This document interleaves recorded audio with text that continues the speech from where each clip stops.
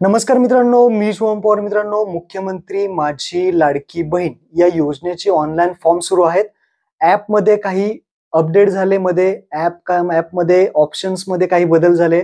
आता या नवीन बदलानुसार online form नक्की कसा भरायचा आहे याचा A to Z व्हिडिओ तुमच्यासाठी घेऊन आलोय. लक्षात ठेवा, जर तुम्ही अगोदर फॉर्म भरले असतील 5-6 दिवसा अगोदर तर ते पण फॉर्म बरोबर आहेत. आता ॲपमध्ये सरकारने बदल केलाय, त्यामध्ये आपली काही चुकी नाही. ज्यांनी अगोदर फॉर्म भरलेले आहेत त्यांचे फॉर्म तसेच राहतील, त्यांनी पुन्हा भरायची गरज नाही. ज्यांनी फॉर्म भरलेला नाही, आता नवीन बदलासह कशा पद्धतीने तुम्ही फॉर्म भरायचा आहे A to Z live process तुम्हाला दाखवणार आहे. तर व्हिडिओ नक्की आपला शेवटपर्यंत पहा. चॅनलवरती पहिल्यांदा आला असाल चॅनलला सबस्क्राईब करून ठेवा. अशाच महत्त्वपूर्ण व्हिडिओज तुम्हाला भेटत राहतात. तर चला मित्रांनो, व्हिडिओ सुरू करूयात.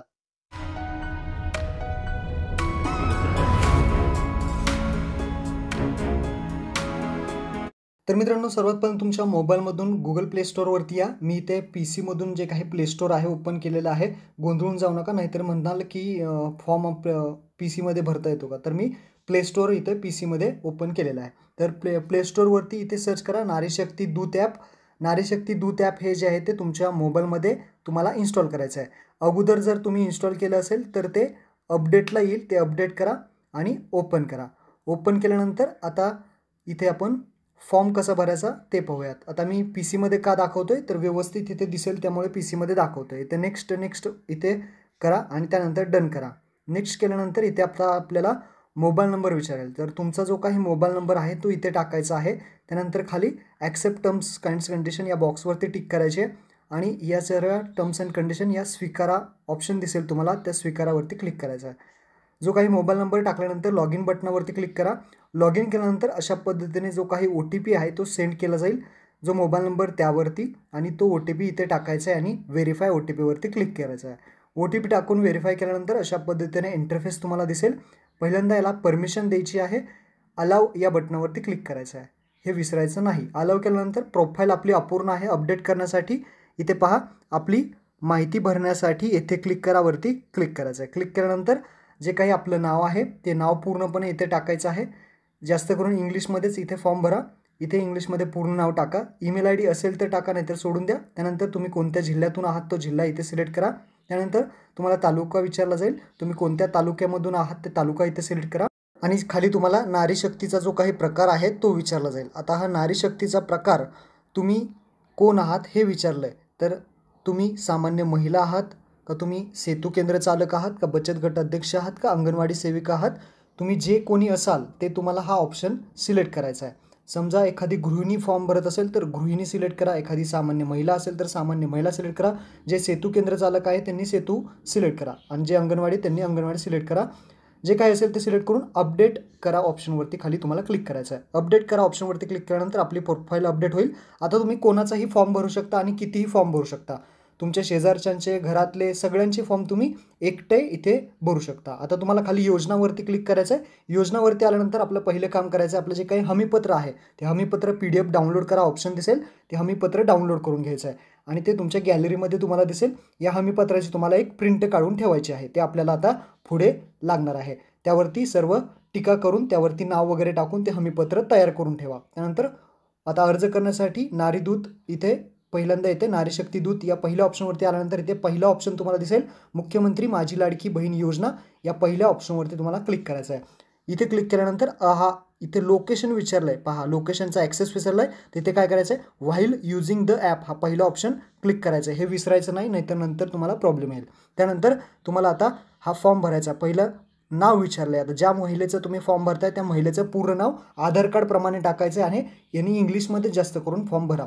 तर आधार कार्डप्रमाणे जे काही पूर्ण नाव आहे ते टाका. त्यानंतर खाली पती आणि वडील ऑप्शन देईल.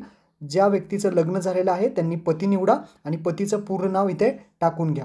ज्या महिलेचं लग्न झालेलं नाही त्यांनी वडील सिलेक्ट करा आणि वडिलांचं नाव या बॉक्समध्ये पूर्ण टाकून घ्या. ज्यांचं लग्न झालं ते पतीचं नाव आणि ज्यांचं लग्न झालं नसेल त्यांचं वडिलांचं नाव इथे टाका. त्यानंतर लग्नापूर्वीचे नाव विचारलं आहे महिलेचं. आता ज्या महिलेचं लग्न झालेलं आहे त्यांनी लग्नापूर्वीचं नाव टाका आणि ज्या मुलीचं लग्नच झालं नसेल तर हा ऑप्शन त्यांनी सोडून द्या, काही प्रॉब्लेम नाही. त्यानंतर जन्मतारीख सिलेक्ट करायची. जन्मतारीख जी काही असेल ती तुम्ही सिलेक्ट करू शकता. कमीत कमी 21, जास्तीत जास्त 65 वयापर्यंत तुम्ही जन्मतारीख सिलेक्ट करा.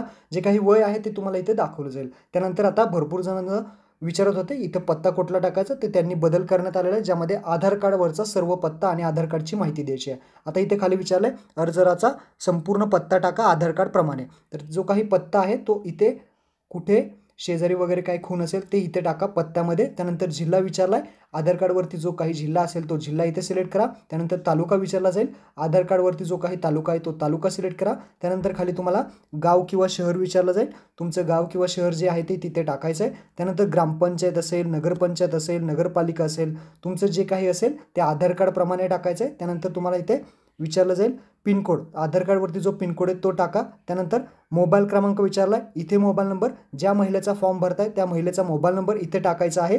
त्यानंतर आधार कार्ड क्रमांक विचारला आहे, ज्या महिलेचा फॉर्म भरताय, ज्या मुलीचा फॉर्म भरताय त्याचाच आधार कार्ड नंबर व्यवस्थित टाकून घ्या, काही चुका करू नका.